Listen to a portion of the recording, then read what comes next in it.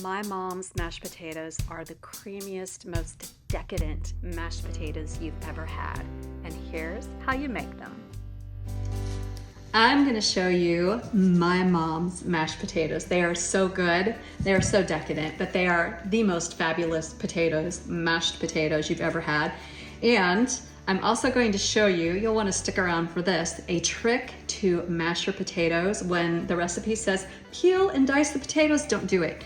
I'm gonna put these in my pressure cooker and I will show you the secret hack that you'll wanna stick around for. If you haven't seen it, you can thank me later. So here's the hack. These potatoes have been pressure cooked. I actually cut them just in half before I pressure cooked them to make it easier and quicker to pressure cook them. It took like 10 minutes for a whole bunch of potatoes. And all you do is press them over a cookie rack, baking rack, like this, and then just press down. The potato goes into the bowl and the skin stays this side of the rack, and then you just peel it away. Super easy, right? Why didn't we know this back in the day when we were peeling potatoes for hours? I'm gonna continue with the rest of my potatoes and then we'll proceed with my mom's mashed potato recipe. I just called her to confirm the ingredients. It's gonna be really good. So my mom's recipe uses cream cheese, and I didn't have any on hand. I do have goat cheese though, so I'm gonna use that. And this is like an herb, garlic and herb goat cheese, so that's gonna be even tastier. So that whole stick is gonna go in here, as well as this is sheep's milk yogurt, because my mom's recipe uses sour cream. Didn't have that either. And then what she calls a little bit of butter, which will be, let's call it. And these are so decadent. And of course, they're going to need salt and pepper.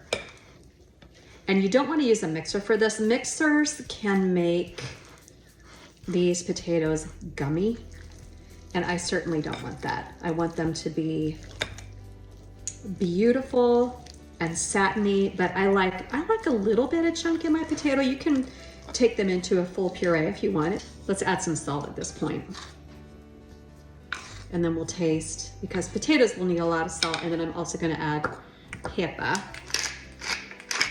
And then we're just gonna stir and stir until everything is very well incorporated. And I should have used a bigger bowl. So the gist of these mashed potatoes is that yes, you can have them right away and they're delicious, but the cool thing about these is you can spread these out into a dish and you can refrigerate them, make them the next day, bake them the next day, or you can even freeze them. And they'll get a little liquidy, but when you bake them, they just set right back up. And so this is a great recipe to make in advance and pull it out for Easter, pull it out for Thanksgiving, pull it out for any old time. This is looking delicious already.